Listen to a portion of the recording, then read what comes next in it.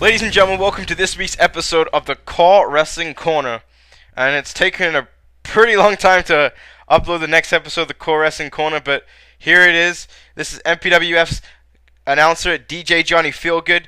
And the main topic we're going to be talking about on this week's episode of the Core Wrestling Corner is the deal with some superstars who haven't showed up yet. I mean, I've got a couple messages, people asking me, the MPWF chairman, whether or not the California Dragons are still in the MPWF or El Negro is still in the MPWF.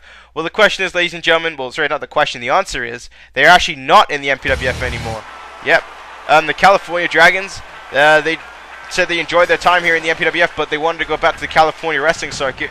They just didn't feel like there was enough competition in the tag team division in the MPWF. Now, again, you can take that the way you see it, have it the way you want it, because I'm allowed to go off the record on this show, and off the record, I think that's a load of bull. They didn't win the tag team titles, but again, that's just my opinion. El Negro, on the other hand, El Negro left because he was actually unhappy with the company. El Negro said that, well, he's a Mexican heavyweight champion. He should be feuding for a world championship. He was complaining about being stuck in meaningless feuds, being stuck in the cruiserweight division when he was bigger than that. That with WrestleMania and stuff coming up, that he should be headlining the show. Now, again, there's nothing, I could go off the record here, but there's not much I can say to that. El Negro is one of the best core wrestlers around the world, and again, he is upset with the MPWF and asked for his release, and it was granted. So El Negro is going to be in Mexican heavyweight wrestling where he was beforehand. He's the heavyweight champion there still, has held that championship for a long time. I wish him well in his future. I hope El Negro can succeed with what he is doing. But ladies and gentlemen, what you see here is the regular Core Wrestling Corner match that will take place with El Mosco Luchaderes facing Shift. Just a random match, a random pick. It's nice to see El Mosco back in the MPWF again. He was humiliated at the hands of Steve Hurley and Tyrone Fitzgerald in an episode of Annihilation, but now we'll talk about what's going to happen on our next CPV and the next event that will be uploaded on MPWF 2012 page, and that will be No Way Out, ladies and gentlemen. And now, right now, I want to talk about No Way Out. I'm trying to find my notes, but it seems that I have no idea where they are, which is kind of ridiculous if you ask me. So we're going to just do this improv the way I guess it needs to be done. So anyways, ladies and gentlemen, we're just going to go through and talk about the different matches that are going to take place at No Way Out, the feuds involving it.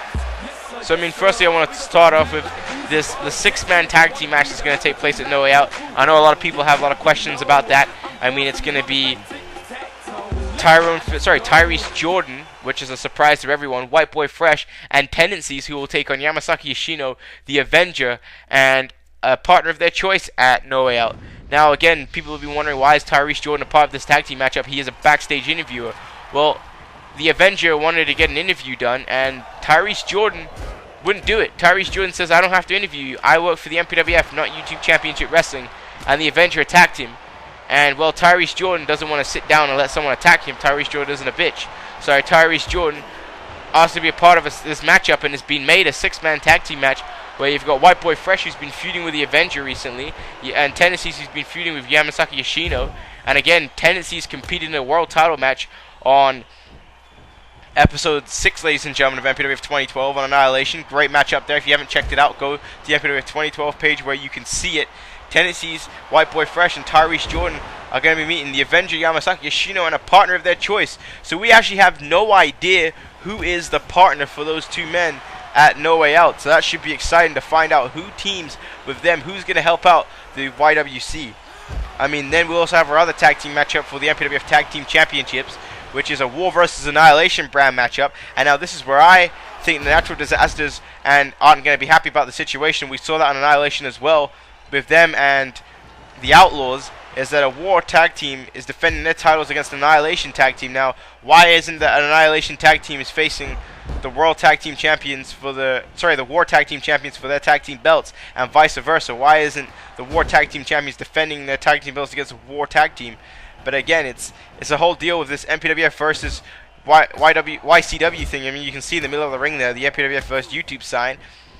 It's the way it is. I mean, it's changed the whole face of the MPWF. No longer is it about MPWF versus, Annihilation versus War. It's now a whole company thing. It's Steve Hurley wants to take over YouTube Championship Wrestling. When we talk about Steve Hurley is going to be in the corner of Tyrone Fitzgerald at No Way Out. and he's going to do everything in his power to make sure that Sean Stevens does not win that matchup, and that's Sean Stevens' fault. Sean Stevens took part in a gauntlet match on Annihilation, which he got himself intentionally disqualified for, but Sean Stevens says that he could care less about winning or losing this matchup. He just wants to inflict pain on Tyrone Fitzgerald and Steve Hurley, which I believe he will do, and Sean Stevens has been going around saying his quote, "Beat me if you can, survive if I let you." That's how it's going to be. I'm telling you right now, I can't wait for No Way Out. Look at El Mosco Luchaderos going for a chokeslam right here on Shift.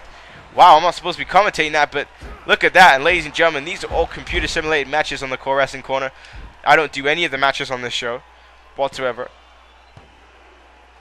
Oh my god, it's over. Wow, that's why you can tell I didn't do it. That was a quick matchup, and El Mosco defeats Shift there. But anyways, moving on to our next match, the MPWF United States title matchup. It's going to be Richard Hawkins versus Jim Jocko. And I mean, Jim Jocko's stock has risen so much in the MPWF. It's phenomenal to see how much the fans have really interacted with Jim Jocko. But I mean, Craig David returned as well on War. He attacked Richard Hawkins again. Check out episode 5 of War. If you've missed out any action of the MPWF, check out the 2012 page. And Craig David has told me he's going to be in the corner of Jim Jocko this Sunday at No Way Out. So again, I don't think that Richard Hawkins is going to be able to cheat with Vermongo, so it's going to be hopefully a fair United States Championship match. We also have a women's title matchup, triple threat rules. It's a pretty controversial situation there. I mean, we're having a women's championship challenge where Michelle McCool defeated Layla L, and Yoshiharu Atari beat Sasha Fierce by DQ, and then they were supposed to be Michelle versus Yoshiharu Atari, but apparently Yoshiharu Atari was so hurt that she couldn't compete on War, so it's a triple threat match and No Way Out where Helga will defend her championship as well. And I mean, Helga's talked about being an afterthought in the MPWF, which I can't possibly think is. How could you think she's an afterthought? She's a Scandinavian nightmare. She is the toughest woman in the MPWF women's division. She's the biggest, baddest son of a gun you've ever seen. And I mean, I don't think Helga can be stopped. Like, that's my opinion. I don't think Helga can lose the championship. It's going to take a divine miracle for Helga to lose that women's title. Now, Yoshiharu Atari, with her actions, has got Sasha Fierce suspended. And I'm hoping that sooner or later Sasha Fierce could come back, because I miss Sasha Fierce. I think she's a hell of an athlete. I think the MPWF women's division certainly needs her. I mean, we also have Joe Eagle versus Tendencies. Joe Eagle versus the Eclipse. The Eclipse spoke for the first time on Annihilation, and I can't wait. Joe Eagle won't be challenging for the YouTube Championship because this is about the undefeated streak. Joe Eagle wants to test it. Will he win? I don't know. We're about to find out. That's what you're going to tune in for No Way Out for. I mean, we also got Brian Adams versus Lethal Mathematics. Winner goes to the main event of WrestleMania. Brian Adams has been trying his hardest to get to the main event, and he goaded Lethal Mathematics into putting his main event opportunity on the line. So if Brian Adams wins, he takes Lethal Mathematics win he got at the Royal Rumble, and Brian Adams will challenge for either the World Championship or the MPWF title. And that's something that will suck for Lethal Mathematics because he's the only superstar in MPWF history to have won the Royal Rumble from number 1 and to lose it No Way Out. That would suck. And then we go into our main event matches, the 2 world title matches that will take place at No Way Out. I mean, we've got the MPWF Championship matchup, which will be a table match between the Black Giant and Lamar James Jackson. The Black Giant showing us a side that we've been waiting to see for him for a very long time, that dangerous, monstrous side that we need to see out of the Black Giant, and finally we got to see that on War, and he was ready to fight on Annihilation, but we saw a different side of Lamar James Jackson that we didn't expect to see. Lamar James Jackson coming out and saying that, you know what, I'm smarter than you, Black Giant. I don't need to fight you tonight. I'll wait to No Way Out. So we're going to see what's going to happen in this table match between those two. But I'm going to tell you right now, the 82nd Airborne won't be able to hold the 2 of these men once they go at it in that tables match. And then we have the world title matchup, Antonio Goldman versus Apollo. And that's going to be huge. I cannot wait for that match. That's personally my favorite match on the card that I cannot wait to see. Antonio Goldman wants to try and get the old Apollo back, but I think it's far gone. The MPWF chairman tried to get him back on War, but Apollo, the only thing he is focused, the only thing he's thinking about is that World Championship, and he's going to do whatever it takes to hold that world title, as well as, ladies and gentlemen, Systematic Carnage said that he's going to be at No Way Out. Now, the Helios Christ has been telling anyone who would listen that Systematic Carnage isn't going to be here, but, again, I don't know. Will he be at No Way Out? Will he not? I guess you have to tune in and find out, but again, ladies and gentlemen, this Sunday, No Way Out. Tune into the MPWF 2012 page. That's it for the Core Wrestling Corner this week, ladies and gentlemen. Post your predictions. post any questions. Actually, that's the one thing. If you guys post questions you have for the MPWF, we'll talk about them on the next episode of the Core Wrestling Corner. I'm hoping to put out more of these episodes sooner than later. But again, ladies and gentlemen, my name's DJ Johnny Feelgood. I'm signing out. Thank you for watching this episode.